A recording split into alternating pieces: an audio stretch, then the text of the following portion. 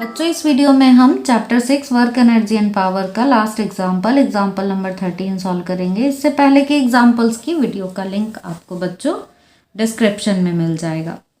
तो देखते हैं question. Consider the collision depicted in figure 6.10 to be between two billiard balls with equal masses m1 is equal to m2। तो हमें ये figure देखनी है बच्चों इस क्वेश्चन के लिए, और यहाँ पर ये जो दो बॉल्स हैं इनको हमें बिलियर्ड बॉल्स मान के चलना है। इनका कोलिजन लेना है यहाँ पर और आइडेंटिकल बॉल्स लेनी है, means m1 is equal to m2 ये गिवन है हमें। The first ball is called the Q while the second ball is called the target. Thus billiard player wants to sink the target ball in corner pocket which is at angle theta 2 is equal to 37 degree. Assume that the collision is elastic and that friction and rotational motion are not important. Obtain theta 1. क्या है बच्चों question में आगे हमें ये given है question में कि ये जो फर्स्ट बॉल है इसको बोलते हैं क्यू बॉल और ये जाकर जिसे हिट करती है उसको बोलते हैं टारगेट बॉल। अब बिलियर्ड प्लेयर ये चाहता है कि क्यू बॉल टारगेट बॉल को इस तरीके से हिट करे कि ये टारगेट बॉल साइड में लगे हुए कॉर्नर में लगे हुए पॉकेट में जाकर सिंक कर जाए। और ये जो पॉकेट है वो इस हॉरिजॉन्टल ये जो एक्स एक्सिस है एक्स एक्सिस के साथ 37 डिग्री के एंगल पर है। ठीक है, तो जो टारगेट बॉल है उसको एक्स एक्सिस के साथ 37 डिग्री के एंगल पर जाना होगा जिससे कि वो पॉकेट में जाकर गिर जाए।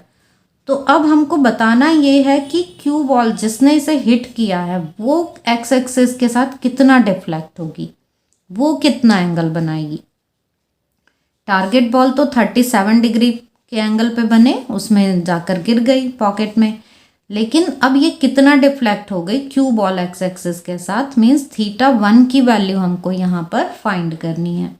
तो हम ये फिगर ड्रॉ कर लेते हैं और फिर उसके अकॉर्डिंग देखते हैं। अब इस क्वेश्चन में बच्चों ये भी गिवन है कि हमको कोलिजन को इलास्टिक मानकर चलना है। बिलियर्ड्स बॉल का कोलिजन हम वैसे भी नियरली इलास्टिक कोलिजन मानकर चलते हैं, तो ये इलास्टिक कोलिजन लेना है, मीन्स इसमें हमको मोमेंटम और काइनेटिक एनर्जी दोनों को ही कंजर्व्ड मानकर चलना है।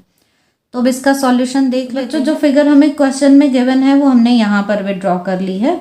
ये है क्यू बॉल जो इनिशियली यू स्पीड से चल रही है और ये है टारगेट बॉल जो इनिशियली रेस्ट में है। तो u1 is equal to u, u2 is equal to 0। Masses दोनों के सेम है वो हमने यहाँ पर लिख लिया है। अब हमें ये भी गिवन है क्वेश्चन में कि कोलिजन के बाद मीन्स जब ये क्यू बॉल टारगेट बॉल को हिट कर देती है तो टारगेट बॉल ये 37 डिग्री के एंगल पर जो पॉकेट बनी हुई है कॉर्नर में उसमें जाकर सिंक कर जाती है। और हम ये भी मान लेते हैं कि अब कोलिजन के बाद इसकी वेलोसिटी v1 और इसकी वेलोसिटी v2 हो जाती है।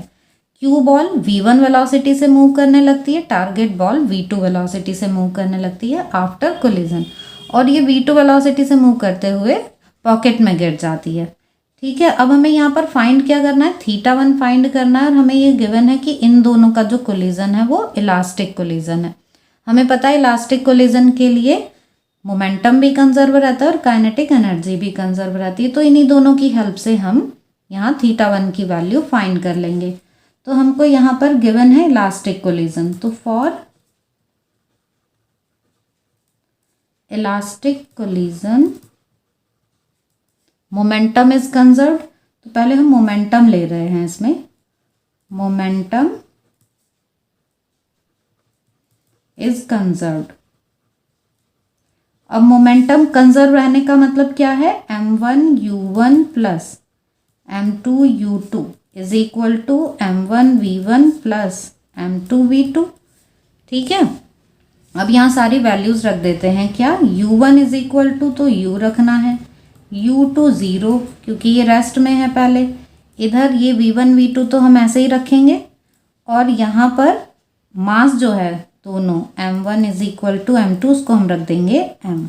तो ये सब रखने के बाद बच्चों क्या मिल जाएगा हमें, u is equal to v1 plus v2। ये कैसे आया, मास दोनों साइड से कैंसिल हो गया क्योंकि इक्वल है तो मास हो गया कैंसिल।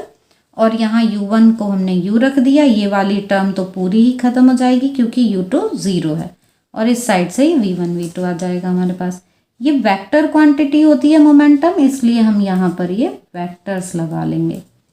तो अब बच्चों ये जो u है ये क्या है, ये रिजल्टेंट है इन दोनों वेलोसिटीज़ का, ठीक है, इन दोनों वेलोसिटीज़ का ये रिजल्टेंट है। इनको हम वेक्टर्स की फॉर्म में लिखें तो ऐसे आ गया हमारे पास कि ये u इनका रिजल्टेंट है। अब हमें रिजल्टेंट के मैग्नीट्यूड का जो फॉर्मूला है वो पता होता है, तो रिजल्टेंट के मैग्नीट्यूड का फॉर्मूला मीन्स हम यहाँ पर ऐसे यूज़ कर लें कि वेक्टर a प्लस बी ये लेना है हमें, two vectors a plus b जो हैं ये सपोज r वेक्टर के इक्वल हैं, तो इस r का मैग्नीट्यूड जो है वो क्या होगा, r square is equal to a square plus b square plus 2ab cos theta. ये फॉर्मूला में पता है, वही फॉर्मूला हम यहाँ पर लगा देते हैं। तो इस तरह से हमारे पास जो रिजल्टेंट है उसका मैग्नीट्यूड आ जाएगा u स्क्वायर, ये r स्क्वायर की वैल्यू है बच्चों, is equal to v1 square plus v2 square plus 2v1 v2 cos theta. इस तरह से हमने ले लिया यहाँ पर, और यहाँ हमें ऐसे फॉर्मूला कौन सा लगा रहे हैं, r square is equal to a square plus b square plus 2ab cos theta. ये फॉर्मूला हमने यहाँ पर लगा दिया। तो अब ये हमारे पास u स्क्वायर की वैल्यू आ गई बच्चों। यहाँ पर ये जो थीटा है ये क्या है, here theta is equal to θ1 plus θ2।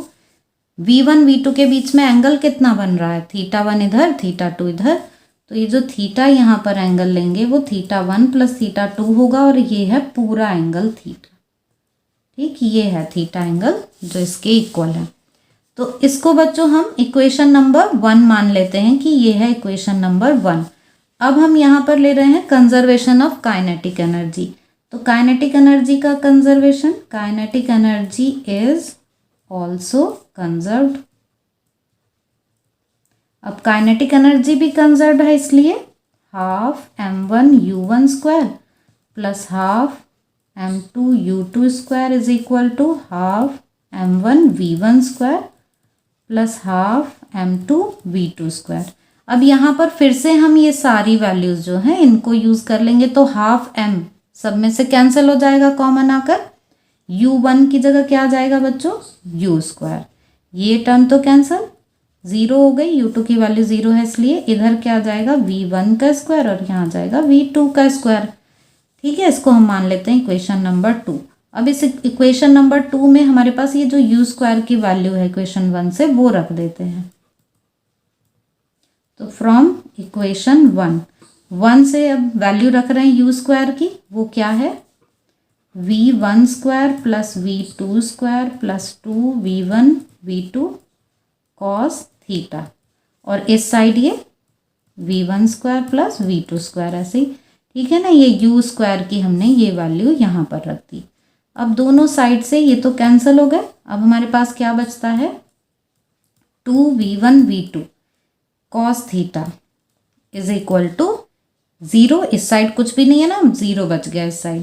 अब बच्चों ये 2v1 v2 तो 0 हो नहीं सकता है, क्योंकि कोलिजन के बाद भी बॉल्स जो हैं वो मूव कर रही हैं, तो ये तो वैल्यू 0 नहीं हो सकती। तो क्या 0 होगा, cos थीटा 0 होगा, तो इसलिए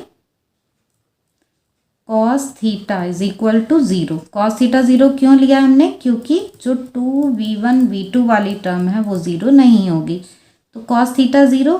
अब ये cos थीटा 0 का मतलब क्या है, cos theta 1 plus theta 2 is equal to 0, और ये वैल्यू हो गई cos 90। cos 90 की वैल्यू 0 होती है ना, तो इससे हमारे पास आ गया theta 1 plus theta 2 is equal to 90। Means ये दोनों एक दूसरे से 90 डिग्री के एंगल पर ऐसे डिफ्लेक्ट होंगी, ठीक है, आफ्टर कोलिजन एक दूसरे से ये 90 डिग्री का एंगल बना रही हैं। तो अब यहाँ से हमारे पास थीटा 1 कितना आ जाएगा, 90 माइनस थीटा 2, तो 90 minus theta 2 means 90 minus 37 degree, तो ये आ गया 53 डिग्री। मीन्स थीटा 1 की वैल्यू कितनी आ गई, theta 1 is equal to 53 degree. ये आ गया हमारे पास आंसर कि ये जो क्यू बॉल है वो एक्स एक्सिस के साथ, या कहो अपनी इनिशियल वेलोसिटी की डायरेक्शन के साथ कितना एंगल बना रही है, 53 डिग्री का, जबकि ये जो टारगेट बॉल है वो जाकर पॉकेट में गिर जाती है 37 डिग्री का एंगल बनाते हुए, ठीक है। तो बच्चों आई होप कि आपको ये एग्जाम्पल समझ में आ गया होगा। फिर भी आपके कोई डाउट्स हो तो आप कमेंट सेक्शन में पूछ सकते हैं।